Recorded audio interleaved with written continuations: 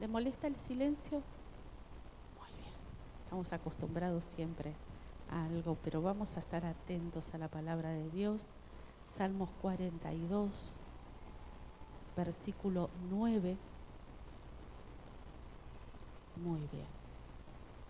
Salmos 42, versículo 9. Dice su palabra así: diré a Dios, roca mía, ¿por qué te has olvidado de mí? ¿Por qué andaré yo enlutado por las opresiones del enemigo? Esto lo decía un salmista, pero yo quiero hacerle una pregunta a usted. ¿Quiere volver a leer el texto? A ver, baje su mirada si es que tiene la Biblia y lea el texto, ¿sí? ¿Lo tenemos acá, Meli? Perfecto. Y si no, mire hacia adelante y lea de nuevo ese texto para usted. Yo no se lo leo, léalo usted, sea que sea que tenga la Biblia o que tenga el texto aquí adelante. Muy bien. ¿Se ha sentido así alguna vez? Como este salmista. ¿Se anima a levantar su mano si usted alguna vez se sintió así? Diciéndole al Señor, ¿te olvidaste de mí? Mire todos los que levantaron la mano, así que somos humanos. Quiere decir porque cuando uno se siente de esta manera, aún muchas veces el enemigo viene a traernos culpa. ¿Cómo voy a desconfiar así de Dios? ¿Cómo voy a pensar que el Señor me soltó?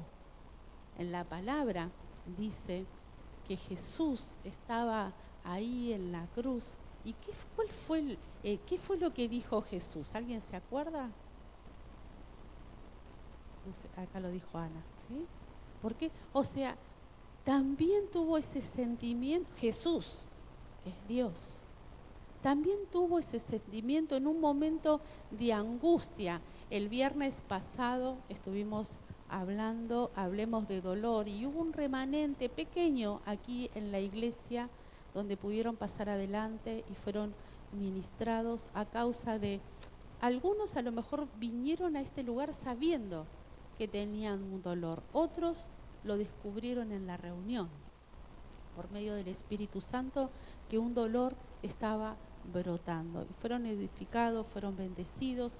Y este viernes estamos hablando de angustia, ¿sí? Estamos hablando de lo que es la angustia, donde muchos de nosotros, y aquí el salmista, está pasando por un momento difícil, no solamente un momento crítico en su vida, que podríamos llamarlo de muchas maneras, como muchas veces pasamos nosotros, sino también parece que se burlaban, que los enemigos disfrutaban de lo mal que les estaba yendo. Como muchas veces también no solamente soportamos, vivimos determinadas cosas, sino vemos que otros nos observan y parece que disfrutaran cómo nos está yendo. Pero no pongamos nuestra mirada en personas, porque la Biblia dice que nuestra lucha no es contra carne ni contra sangre. Entonces no es para que te venga la cara de alguien en este momento, un compañero de trabajo, una vecina, un familiar. No es para que alguien, no, porque detrás de esa condición, de esa situación, está el enemigo, que es el que quiere destruir tu vida y que quiere destruir mi vida, que quiere abortar el propósito de Dios. ¿Y en qué momento va a aparecer? En ese momento de angustia, para decirte, ¿dónde está tu Dios? ¿Qué pasó? Claro, la humanidad es tan grande que parece que a Dios se le escapó un detalle: tu vida, tu condición, tu situación. Así se encontraba el salmista. Por supuesto que esto no es de esta manera. Y nosotros tenemos un Dios que va más allá de las cosas tan finitas y de la manera en que nosotros pensamos las cosas. Nuestra mente es finita y hay cosas que para nosotros no tiene sentido, pero para Dios sí que lo tiene. Por eso hablaba allí en la cruz, porque vamos a verlo un poquito más adelante, pero usted y yo sabemos que aunque en apariencia lo que sucedió con Cristo fue una pérdida, fue un fracaso, para el momento parecía que era un fracaso. Para el momento nada había sucedido, pero al pasar los días y a pasar los años y los siglos, ¿qué sucedió? Redención, salvación para usted y para mí. Un momento crítico, un momento de angustia reflejó el verdadero sentido y el propósito de Dios en los seres humanos, en la humanidad. Entonces, el Salmo 42 cita y habla de un hombre que estaba en angustia. Y dos preguntas que me gustaría, si usted está escribiendo, si la quiere retener en su corazón. La primera es, ¿qué es lo que en este tiempo le ha traído angustia? Le doy un momentito. ¿Qué es lo que le ha traído angustia en este tiempo? A mí en esta semana hay algo que me ha traído angustia. ¿Cuántos en esta semana ha habido algo que le generó ahí una cosita, una situación? ¿Ha vivido algo así? Muy bien. Hay algo, creo que hay veces que lo que nos genera cierta angustia es secundario, nos puede pasar, vemos algo en la calle. A mí en lo personal me cuesta mucho ir a Constitución. Me cuesta mucho. Cuando voy ahí a la terminal de Constitución, me cuesta ver el panorama visible de nuestra sociedad. Porque a lo mejor salgo a la calle, voy a la escuela, voy y no veo tanto como veo todo junto ahí en la estación de Constitución. ¿Cuántos pasan por la estación de Constitución? Es tremendo lo que se ve. Es triste la situación de los niños tirados ahí en esa estación. A lo mejor usted va a la estación de Quilmes y no lo ve tanto, pero usted vaya a la estación de Retiro, la estación de Constitución, y ve los niños usados para pedir en ciertas condiciones. Y a mí en lo personal me cuesta mucho pasar por ahí. Me genera angustia, es algo secundario, es algo que veo de afuera. Imagínense en las cosas que cada uno vive en lo personal, ¿sí? Entonces, ¿qué nos ha generado angustia? Y otra pregunta más, a ver si usted puede responderla, y si no, la va a responder en estos días, cuando vuelva a su casa. ¿Qué opina Dios de la angustia que le ha generado en este tiempo? ¿Qué dice Dios en su palabra frente a eso? Porque usted sabe que la palabra de Dios son promesas de Dios, es la voz de Dios para nuestras vidas. Y frente a algo que te puede originar angustia, que puede ser un problema en el matrimonio, ¿puede traer angustia? ¿Una situación matrimonial? Claro que puede traer. Hay una palabra. Frente a la economía que te puede traer angustia, hay palabra. Frente a una enfermedad, hay palabras. Frente a tu propia lucha con vos mismo, porque a veces nos cansamos de nosotros mismos, a lo mejor de reincidir con cosas que ya tenemos en claro, cosas que la palabra que Dios nos ha hablado para cambiar, pero también cosas que a lo mejor nuestro prójimo nos ha hablado. Aquí hay muchos papás, muchas mamás, y seguramente hay hijos que han manifestado a sus padres alguna situación que no les gusta. Y ese papá y esa mamá luchan para cambiar eso y todavía se dan cuenta que no lo pueden cambiar. O a lo mejor hay hijos que los padres han hablado de alguna condición, de alguna situación para cambiar, para ser transformados, y luchan contra eso y vuelven a reincidir. ¿Y qué de aquellas cosas que están ocultas? Que solamente Dios las conoce y yo las conozco. Que reincido una y otra vez, reincidir, volverla a repetir una y otra vez. Y que necesito de la ayuda de Dios para poder cambiar. Esas cosas nos generan angustia, pero Dios dice algo frente a eso que nosotros estamos viviendo. Qué importante que es conocer la palabra, para que en ese momento de angustias lo que pueda aflorar sea la palabra de Dios, lo que pueda aparecer por medio del Espíritu Santo sea esa promesa, ese aliento. Hoy en lo que era el momento de la adoración, Analía citó un texto bíblico que hablaba de la angustia. Saben que yo me anoté aquí que en los Salmos 47 veces habla sobre la angustia. Hombres hablan sobre un estado de angustia, 47 veces solamente en los Salmos. Así que hubo hombres y el resto de la Biblia ustedes van a encontrar hombres y mujeres poniendo su situación de corazón, su situación de angustia delante del Señor. Quiero darle la definición.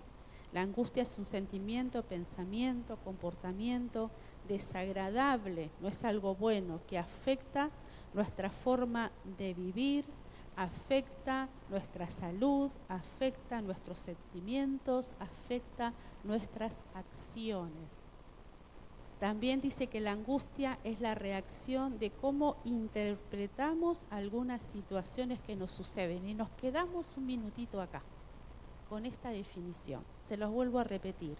También la angustia es la reacción de cómo interpretamos algunas situaciones. Cuando algo nos sucede y obviamente nos trajo una angustia, sentimos que nos hundimos. Y yo creo que lo que se asemeja, lo que se acerca a ese estado de angustia es la desesperanza. La prima, la amiga, la hermana íntima de la angustia es la desesperanza. Porque depende lo que vemos, cómo lo recibimos, es lo que establecemos que está por suceder. Nos hundimos en esta situación, en esta condición. Y lo primero que viene es desesperanza, porque si al momento que esa angustia aparece, somos humanos, nos pasa, pero recibimos esta palabra para ser edificados. ¿Qué les parece? Para que en otro momento difícil de nuestras vidas, la situación de angustia no nos arrastre como una corriente, sino que podamos detener. A lo mejor en el momento lo recibimos, nos podemos poner mal, pero enseguida aplicamos las promesas de Dios sobre esa situación que estoy viviendo para que luego no traiga a mi vida consecuencias, resultados, falta de frutos, y que me mantenga en una posición donde, vamos a ver más adelante, hasta puede enfermarme físicamente, mentalmente, espiritualmente, puede atarme. ¿Sí? Así que esa angustia depende de la interpretación. Por eso es tan importante conocer la palabra. Por eso es tan importante que leas la Biblia, que conozcas las promesas. Porque cuando una situación, ¿cuántos alguna vez se han quedado sin trabajo? Mire, muchos han pasado, y es un momento tan difícil, ¿no? El quedarse en ese de repente sin trabajo. ¿Y qué es lo que sucede? Uno empieza a mirar lo que nos va a faltar. Todavía no nos falta nada, ¿no? Pero empezamos a mirar lo que nos va a faltar, lo que puede suceder, lo que está por venir. Empieza a generar un estado ahí de angustia dentro de nuestras vidas, ¿sí? Ni que hablar cuando yo recuerdo, era muy jovencita, no tenía la responsabilidad de una casa. Y recuerdo que trabajaba en un lugar donde creo que estuve más de 2 años en ese lugar, y sí, cada 3 meses nos volvían a renovar el contrato. Cada 3 meses, así por 2 años, cada 3 meses nos renovaban el contrato. Así que yo estaba confiada, porque durante 2 años, cada 3 meses nos renovaban el contrato. Pero de repente una vez me llamaron a la oficina de personal y no fue para aumentarme el sueldo, fue para despedirme. Y yo quise argumentar cosas, pero lo que ellos me dijeron era que se terminó el contrato y listo. Y yo digo, ¿qué hubo detrás de todo esto? Y me generó una angustia y me puse mal, y uno ataca muchas veces la vida de uno mismo, ¿no? Y ¿qué hice mal? ¿Qué sucedió? ¿Qué pasó? Un trabajo tan lindo, tan cómodo, pero sucedió, trae un malestar. Y más cuando vos sentís que no hiciste nada para quedarte sin ese trabajo. Y enseguida viene contra la estima también, ¿no? De uno mismo. Y ahí viene la angustia, y hay veces que, en mi caso, yo era jovencita, no había mucha consecuencia de esa falta de trabajo, porque si bien colaboraba en casa, pero la cama calentita estaba, los alimentos estaban, como mucho no me iba a poder comprar un jean el mes siguiente. No había mucho más que eso, ¿sí? Pero ¿qué de cuando uno tiene una familia? cuando tiene responsabilidades, cuando... ¿Y qué dice la palabra? Por ejemplo, frente a un estado así que sacude, como para dejarles un ejemplo, la palabra de Dios dice, yo soy tu pastor y nada te faltará. Eso es lo que dice la Biblia. Y eso debería como acomodarnos. Deberíamos abrazarnos en esos momentos difíciles a lo que es su palabra. Porque qué lindo y agradable es cuando Dios cumple sus promesas. Pero el otro día estaba en la casa de una familia y pedí a una hermana que me pueda acompañar. Y en ese momento íbamos luego a tener una consejería acá en la iglesia con ella.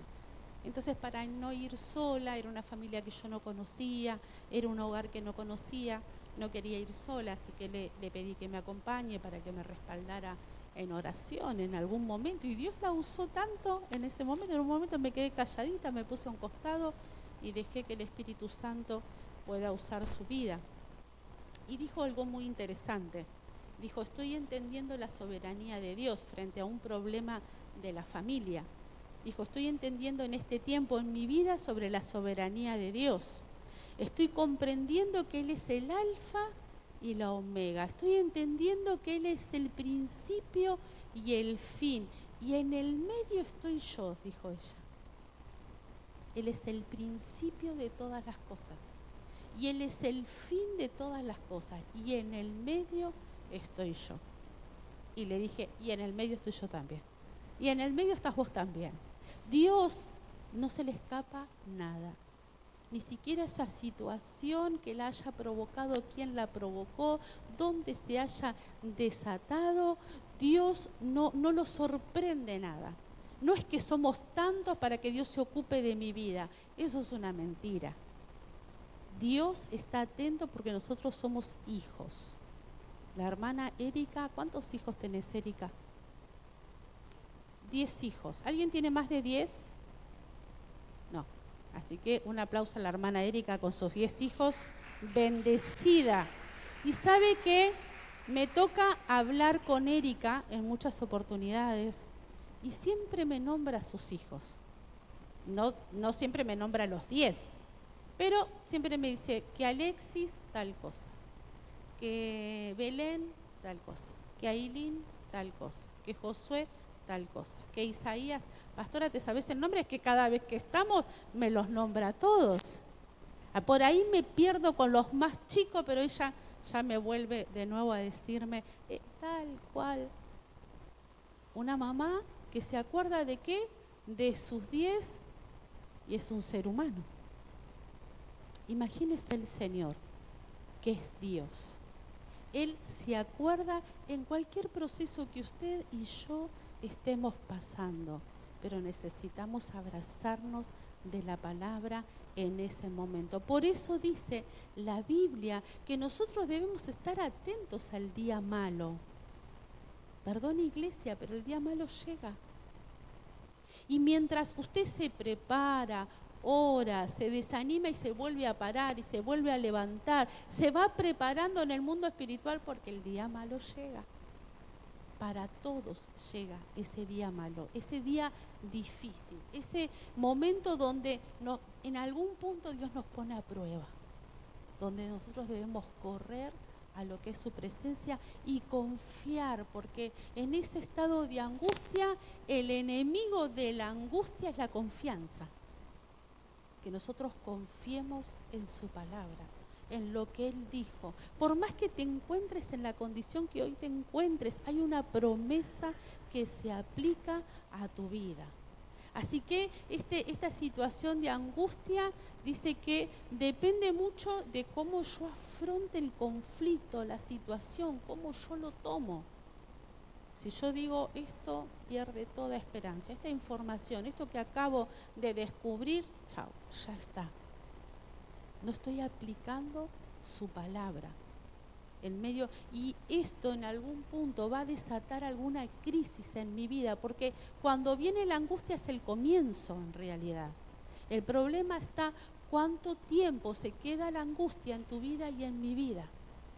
Y ahí traerá la crisis de lo cual, así muy rapidito, porque es simplemente un estudio, yo se los quiero leer, ¿sí?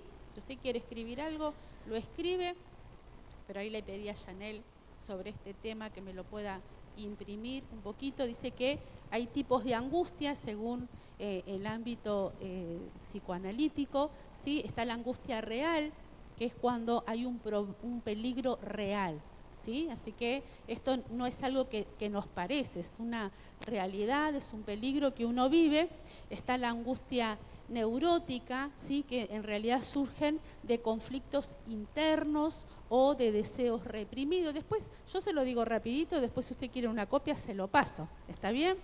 Está la angustia de la conciencia moral, que tiene que ver con la culpa y el remordimiento, y atentos a esto, porque hay veces que hay cosas que nosotros no nos perdonamos. Dentro para no nombrar gente ni nada, pero recuerdo una situación que me contaron, que viste tal cosa, hace muchos años atrás, una mujer muy jovencita. Yo tengo 54 años y esta mujer debe ser 20 años más que yo, seguramente, 25. Así que le digo esto para llevarlo a la época de la cual yo le estoy hablando. Ella no se había guardado en santidad en lo que era su noviazgo. Por eso lo trato de ubicar en la época, ¿sí? Estamos hablando de 70 años capaz para atrás, 75 también.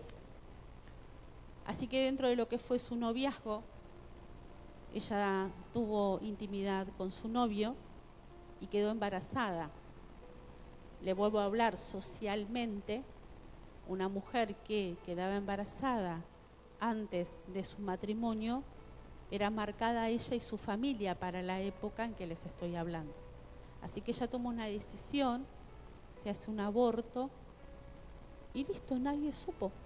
Nadie más supo de la situación, ni el papá, ni la mamá, ni los hermanos, porque los hermanos varones tenían mucho peso en la época que yo les hablo. Ella era una de las más chicas.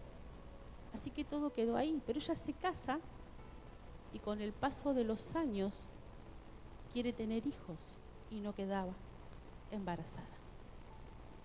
Y no quedaba. Yo me enteré por mi mamá esta historia.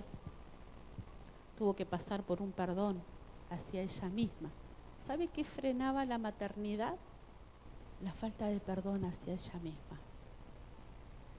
Cada vez que querían planificar un bebé, se acordaba de aquel que ella había matado, de esa decisión que ella había tomado, de esa cobardía que ella sentía por no haber enfrentado a sus padres para haber podido darle vida a ese niño, porque ella lo amaba, pero tuvo la cobardía, no pudo tener fuerzas para enfrentar el problema, los padres, la situación, y ese era el motivo por el cual vivía en angustias por haber cometido esa situación, por haber tomado esa decisión en su vida. Qué tremendo, ¿no? Algo así, cualquier otra cosa que nosotros pudimos haber hecho, muchas veces actúa la angustia por remordimiento y por culpa. Y nos mantiene enfermos en cualquier área de nuestras vidas, la angustia. Pensar que nosotros podemos correr a Dios y Él es el que perdona todos los pecados. Ese estado de angustia puede iluminar las promesas. Y el Señor dice que Él perdona todos los pecados. Y cuando Él dice que perdona todo, perdona todo. Tantos años que la mantuvo cautiva. Gracias a Dios ella aceptó a Jesucristo y Dios pudo arrancar ese dolor y esa culpa de su vida. ¿Sí? Tipos de trastornos de ansiedad que incluyen la angustia. Un trastorno de pánico incluye la angustia. Un trastorno de ansiedad, la angustia. Fobias, la angustia. Trastornos antisocial, angustia. Tiene que ser tratado, ¿verdad? Tiene que ser ministrado por Dios. Dice que hay manifestaciones de la angustia en la parte emocional a través de la tristeza, de la desesperanza, del vacío. También en la mente, con pensamientos, preocupaciones excesivas. Conductual, evasión de actividades, irritabilidad, aislamiento. En la parte física también se manifiesta con opresión en el pecho, respiración entrecortada, fatiga constante. Social también se manifiesta con dificultad para comunicarse o relacionarse, miedos al juicio de otros, ¿sí? Sabe que la angustia el hombre la manifiesta de una manera y la mujer la manifiesta de otra manera. Sabe que los chicos y las chicas somos diferentes.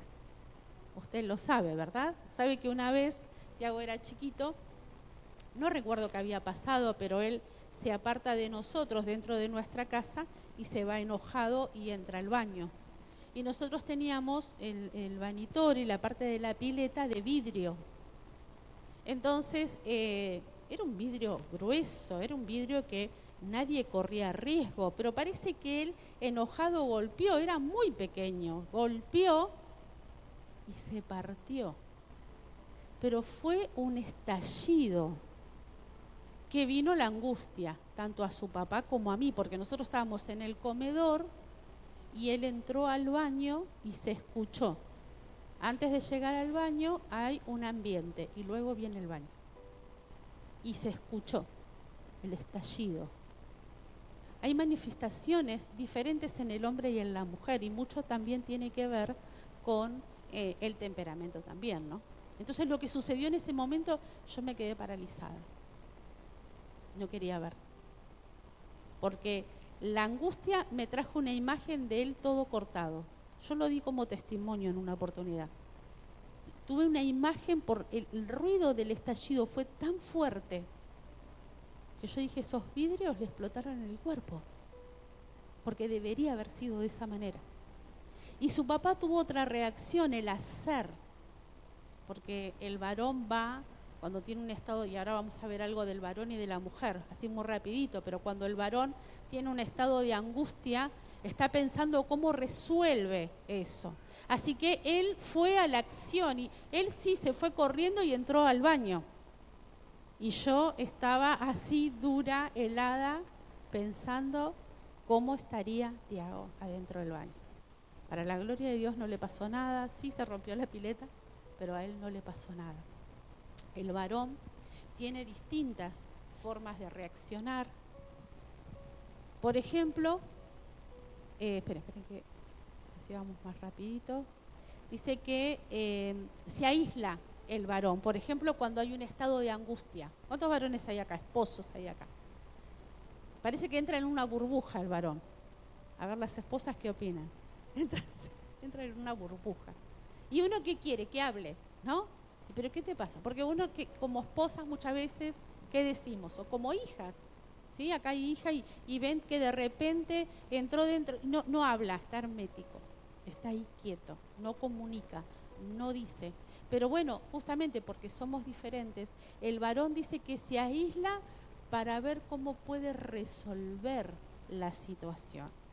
Así que si estamos aprendiendo, debemos comprender que reaccionamos y que el varón no puede reaccionar como reaccionamos nosotras, que reaccionamos de distinta manera también, ¿sí? Así que ahí a la esposa le tiro un dato, déjelo que se quede ahí aislado, que está tratando de resolver el problema que ha venido sobre la familia, ¿sí? Busca solucionar las situaciones. Y en la mujer, dos cositas, también busca un apoyo social. Fíjense que las mujeres muchas veces necesitan ir a contarle a alguien el problema que están teniendo. Y si no encontraron la amiga, encontraron el celular. Así que por WhatsApp lo va a poner en el contacto. Y lo va a poner, no, como contacto, ¿cómo se llama cuando lo ponemos? Sí, está bien, ¿no? Ayuden, ¿eh? En el estado, no en el contacto, en el estado, ¿sí? Está poniendo, me resfrié.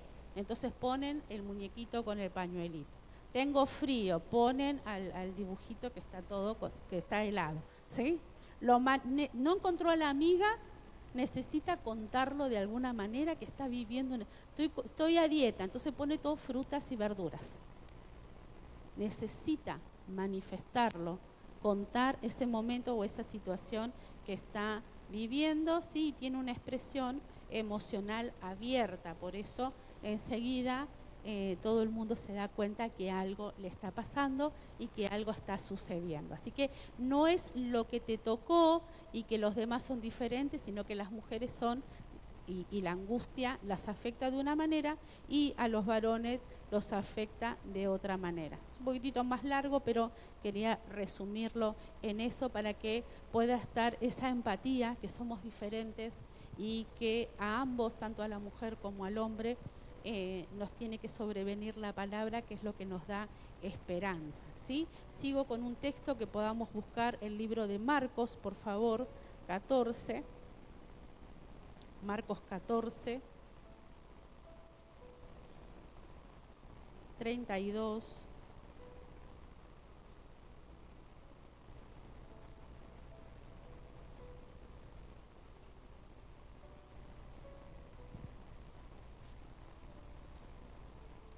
Vamos a dejar que el Señor opere en nuestro interior, ¿sí? Marcos 14, 32 dice: vinieron pues a un lugar que se llamaba Getsemaní, y dijo a sus discípulos: sentaos aquí entre tanto que yo oro. Y tomó consigo a Pedro, a Jacobo y a Juan, y comenzó a entristecerse, ¿y a qué dice su Biblia? A angustiarse.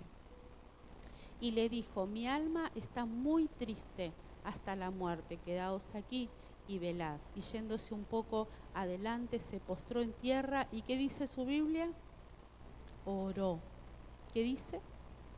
Oró, que si fuese posible pasase de él aquella hora. Busque por favor Lucas capítulo 22. Lucas capítulo 22 es nuestro ejemplo en la angustia. Lucas 22, versículo 39. También vamos a encontrar algo hermoso en las Escrituras que nos va a ayudar. 22, versículo 39. Y saliendo se fue como solía al monte de los olivos, y sus discípulos también le siguieron. Cuando llegó a aquel lugar les dijo: orad, que no entréis en tentación. Y él se apartó de ellos a distancia como de un tiro de piedra, y puesto de rodillas oró, diciendo: Padre, si quieres, pasa de mí esta copa, pero no se haga mi voluntad, sino la tuya. Y se le apareció un ángel del cielo, ¿para qué? Para fortalecer. Dice el versículo 44, y estando en agonía, oraba más intensamente, y era su sudor como grandes gotas de sangre que caían hasta la tierra. Después usted estúdielo. Esto de las gotas de sangre es algo que en pocas, muy pocas relativamente situaciones ha sucedido, pero es una enfermedad, ¿sí? Que lo trae la angustia. Pero después búsquelo porque tiene su nombre también, lo tengo acá anotado, pero para poder seguir. Cuando se dice el versículo 45, cuando se levantó de la oración, vino a sus discípulos, los halló durmiendo a causa de la tristeza, y les dijo: ¿por qué dormís? Levantaos y orad para que no entréis en tentación. Y quería que usted pueda marcar el versículo 43, y se le apareció un ángel del cielo para fortalecerlo, ¿sí? Dios, cuando nosotros oramos, cuando el resultado de esa angustia que ha sobrevenido me lleva a un estado de esperanza que lo va a traer la oración, Dios se va a manifestar. Y siempre te va a mostrar que hay un propósito en esa situación que vos estás viviendo. Te va a alumbrar y te va a marcar y va a llevarnos a nosotros a estar esperando ese momento, poder estar.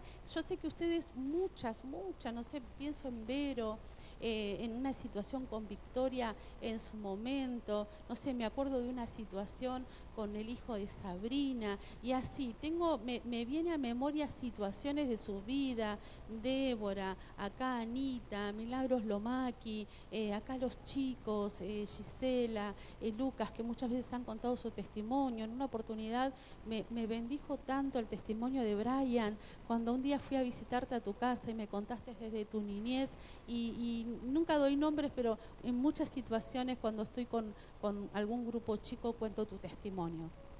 Y digo, Dios se ha manifestado en tiempos difíciles de nuestras vidas. Se ha manifestado. El tema que en el momento de angustia, como el pueblo de Israel, nos olvidamos. Pero bueno, si me olvidé de algún estado de angustia donde Dios me sacó a flote y Él estuvo trabajando en mí, de la palabra no me debo olvidar. Dice que cuando yo voy a la oración, dice que un ángel en ese estado de angustia vino y no sabemos qué le dijo, pero dice la Biblia que lo fortaleció. Dice que algo sucedió en ese momento. Yo me acuerdo en un momento, muchas veces les compartí, en un momento de mi vida de angustia vino la palabra. Anita en ese momento cantaba una alabanza. Y en ese momento el Espíritu Santo me dijo, he decidido ponerte una corona en tu cabeza. Y me llevaba a la corona que se le había puesto a Jesucristo, que traía dolor, que traía vergüenza. Y el Señor, esta corona duele, le decía Dios. Esta corona te trae vergüenza. Esta corona te pone en un estado de angustia. Esta corona te lleva a que no sabes qué va a pasar mañana. Pero muchos años después, 11 años después, lo veo a usted. Es el resultado de ese momento. El Señor me dijo, podés dejarte esta corona que te produce incomodidad, que te produce angustia, que te produce vergüenza, que es trato, que es incomodidad, que es muy difícil para tu vida.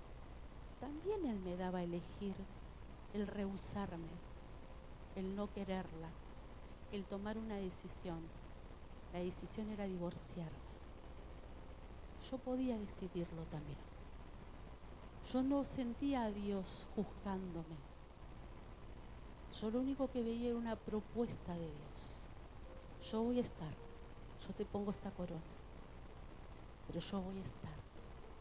11 años después disfruto verlo a usted. Tomé una buena decisión. Fue difícil para el momento, pero fue una hermosa decisión. Un momento de angustia, un momento difícil, un momento que tenía que morir, un momento que tenía que rendirlo todo, pero trajo un buen resultado. Eso que estás experimentando en este tiempo, eso que te quita el sueño, eso que podríamos estudiarlo más profundamente, eso que te desanima, eso que no hay esperanza, eso que crees que no tiene respuesta, que no hay salida, siempre la va a haber. Siempre va a aparecer la palabra de Dios susurrándote y fortaleciéndote y animándote, seguí adelante. Porque hoy no lo ves, pero va a traer un buen resultado. No sabes si vas a ver multitudes, no sé si vas a ver un remanente como esta noche, pero que Dios va a salir a defender tu vida, a cumplir el propósito con tu vida, lo va a hacer. Cerrá tus ojos ahí donde te encontrás. Yo quiero orar por vos y vamos a hacer un llamado, un pequeño momento aquí en el altar. Voy a pedir a Keila que pueda subir y a Analía, solo a ellas dos. Cierra tus ojos ahí donde estás y pone tu corazón en la presencia del Señor y pone cualquier situación que te ha traído angustia. Este es un viernes de sanidad, es un viernes de ministración, es un viernes para que no te vayas de la manera que has entrado. El Espíritu Santo trajo cosas a tu mente, a tu memoria, porque Él quiere sanar. Gabriel, con tanto amor, con tanta sabiduría, nos ministraba sobre el dolor. y salimos airiosos esa noche.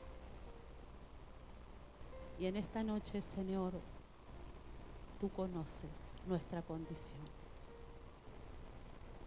Dice tu palabra en Primera de Reyes, capítulo 19, habla sobre Elías, un profeta, un hombre que amó tu nombre, que defendió tu presencia, que dijo todo lo que tú le enviaste a decir, pero lo amenazaron de muerte.